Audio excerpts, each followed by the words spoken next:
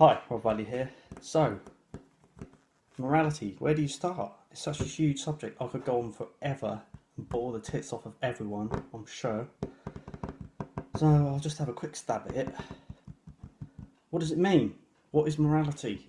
It's the first thing you've got to sort out in any debate. What are you talking about? What do the words mean even mean? Because so often, I see people debating and they're talking at cross purposes. For me, it's important to get in there and nail early on what do these fucking words mean.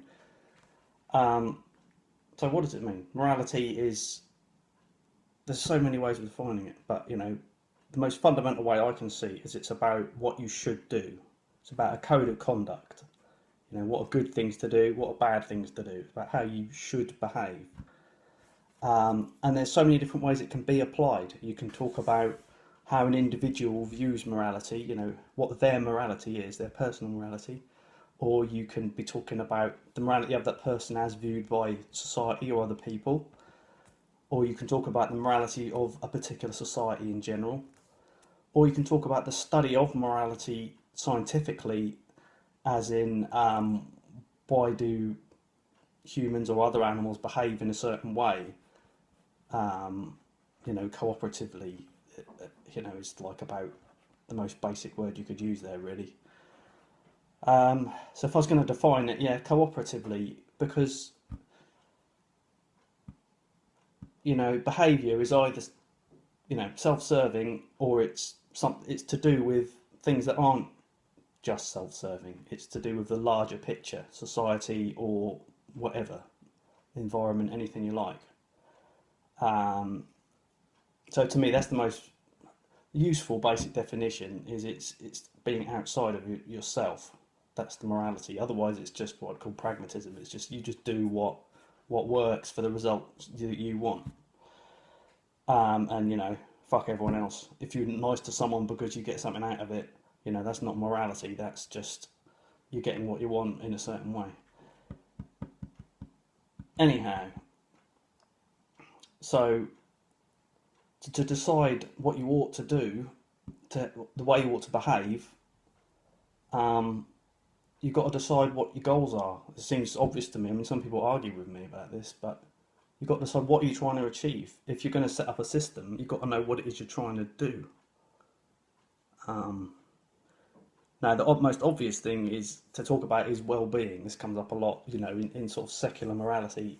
A lot of the time, it's to do with maximising well-being. I mean, I think that's an incredibly simplistic way, but it's a starting point. But the thing is, you've already excluded some people at that point, because you'll get some religious people will say, no, morality is about, or partly or all about doing what God wants you to do. That's morality, okay? And right, as far as I'm concerned, if that's what they want to call morality, they think that's what you ought to do. That's their code of conduct. They're going outside themselves doing what God wants them to do, okay? And basically, at this point, you get the no true Scotsman fallacy, which is where you take something that's very vaguely defined, like morality, and you exclude from it anything that doesn't fit your very narrow definition. So, someone who's doing secular morality could just say, well, if you're doing what God wants you to do, that's not morality, and just exclude and right, it's done. You're not allowed in the discussion. And similarly, the religious person can say, well, if you're not doing what God says, that's not morality either. Boom. They're both committing the no true Scotsman fallacy. So you've got to decide on what your goals are. And you can't even possibly compare two moral systems until you've agreed what the goals are. That just seems completely obvious to me. But again, with the goals, people say, well, if you don't agree with my goals, that's not morality. But what have you done there? You're just saying my goals are the best goals. How do you decide what the best goals are? You see what I mean? You've got to have a point of view, and you've got to have value judgments at some point. Because when you're dealing with reality, there's two ways you can look at it. You can estimate facts, and you can make value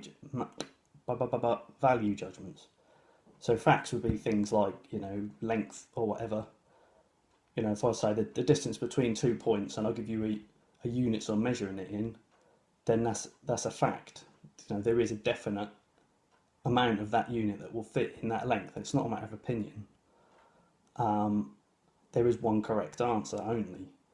And so you can compare any two estimates of that fact very easily and find out which is the closest, given that you know, or very, very roughly or very accurately know what that length is. A value judgment is when you're deciding how important things are to you. And a value judgment can't be wrong because it's your personal preference. So, if you say it's important to me what God wants me to do, I can't just say that's wrong. That doesn't make any sense. That's your value judgment. If I say human life is important to me, that's a value judgment. If you don't make any of these judgments, you try and set up your goal without any values at all in place, how is it going to work? So imagine you're talking to, some neutral observer, some being who's got no bias, no interest in anything, no value, has assigned no value to anything, and you try and tell it what you should do, or what things in this reality should do. You should do this. You should look after human well-being. It will say, well, why? Because otherwise you cause suffering. And it goes, well, what does that matter? I don't care about suffering. I haven't assigned any value to it. Go, well, suffering is bad, isn't it? You go, well, no. What does bad mean? Bad means it's undesirable. Well, I don't know. Nothing's desirable or undesirable. I haven't assigned any value to anything. Oh. So at some point you have to step in and say, look, human life is valuable. Human happiness is valuable. And you have a negative value to suffering. If you wanted, I could say that breaking rocks in half is bad. That's undesirable. I could say that's my value judgment. I don't like it when rocks are broken in half, yeah? Now you might say that's stupid, but again, I can make whatever value judgments I want. I don't have to justify it to anybody. And I can base my morality on that if I want. And again, no true Scotsman, someone can just say, well, that's not morality.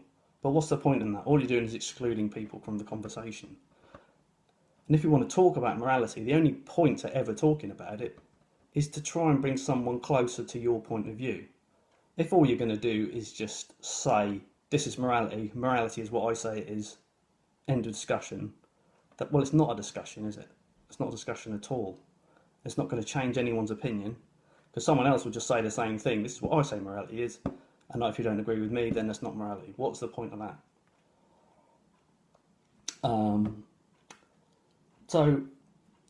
So again, if we come back to the idea of well-being, I punch a guy in the face, right?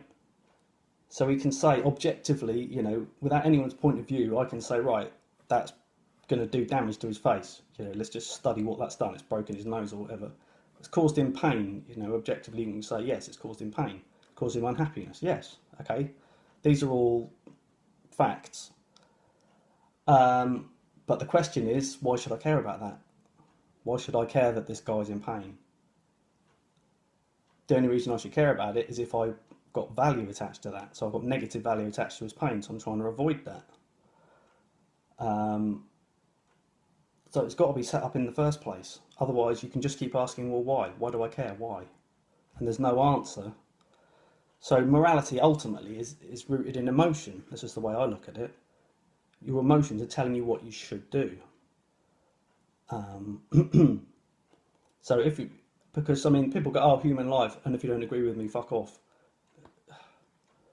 That's stupid. But most people, at least secular people will agree it's about well-being. But then well-being of what? Humans? To me, animals are just as important. And I look after the well-being of animals as much as humans. And I would not do anything to an animal that I wouldn't do to a human in general. That's just a very vague principle. It doesn't always work out exactly like that. But obviously, I don't condone anything being done to an animal. Like, I don't eat meat because I wouldn't kill and eat a human, so I wouldn't kill and eat an animal. To me, it's as simple as that. And saying, well, it's just an animal, that's just all you're doing is saying, well, my value thing is saying that, the life of an animal isn't that important, or it's not important enough. It's, that I can't just kill it and eat it. So that's value judgments. I'm not saying mine is right. There's no such thing as it being right. This is what I'm saying. I can only explain why. you know, because I value the life of animals. You know, I value all life as highly as I possibly can. And, you know, those are my value judgments and those are my goals. And if you don't agree with me, then there's no point comparing our moral systems tit for tat, because we're not trying to achieve the same thing. Now, the problem with objective morality is it can mean so many different things. The word objective gets used all the time. And the thing is, especially when religious people do it, they say, you know, morality is objective. What are they talking about? Usually, I think they're saying the best morality is objective, because you can have any moral system that's objective. Like, here's a moral system, right? I'm going to kill everyone I see. I'm going to try and kill them, okay? Just try and kill them. That's a moral system, okay? Based on the value judgment, and my value is that killing people is good, okay? No, that's objective in that system, there's no opinions there, you know, it's just the same. Anyone can take that system and use it. Now, obviously, don't use it. It's bad. Well, my opinion is it's a bad system. But objectively, it's just a system. You know, without the values in place, any system's as good as any other. So, you know, there's an infinite number of objective moralities. So who's to say what is the best one? Well, people just generally go, well, you know, it just happens to be the one I believe in for whatever reason is the best one. Well, yeah. So all you're doing is holding up your subjective morality as the objective morality and dismissing anything that isn't the same as yours. Which is, you know, again, the no true Scotsman, instead of owning it as your morality, you know, and saying that it's God told you to do this or whatever, and that makes it objective. Well, yeah, it makes it fixed again. It can make it not matter of anyone's opinion. I mean, it's still God's opinion, but it's still just a system. Why should I use that system and not any other? You've still got to convince me why. And that's the thing with these. Anyone can go around saying objective this, objective that, this is that, blah, blah, blah. But if you don't convince anyone of anything, it doesn't make any difference. People are going to go away and have their own opinion still of what they should and shouldn't do. It's no good you just preaching at them. It's not going to make any difference. So if you want to change someone's mind, you've got to talk about the fundamentals of what the goals are. And if they don't agree with you, you know, discuss why your goals are what they are. And try and bring them around to your way of thinking. And if you think your goals are better, you know, again, what does better mean? Objectively, it doesn't mean anything, you know. One goal is objectively as good as another until you've made the value judgment. So the goals are based on the value judgments. Yeah, that's probably enough for the moment. I could go on forever about this stuff. But yeah, well, just one more thing. Basing things on well-being and the outcome of actions, to me, is just way too simple. And again, if someone just says, oh, that's all it's based on, that's just their subjective morality. That's how they're working out morality. And if they just ignore anything else, it's just no true Scotsman again. And if you just look at the outcome, it's not taking into account intention at all. That, to me, is ridiculous. So, you know, if I push someone into the street meaning to kill them, but I accidentally end up saving their life from something I didn't realise was there, that's a good outcome for them, so that makes what I did moral. Well, if that's the case, if that's how your system works, that's just stupid. Or, you know, I try and hack your computer to take all your money, but I end up giving you money. Oh, I've done a moral thing. You know, we can already assess the outcomes. That's easy. Yes, we can objectively assess the outcomes. We don't need to then repeat that and say that that's morality as well. Morality is the outcomes. That just seems pointless to me. I'm not arguing that the outcomes are objectives. There's so many things to consider.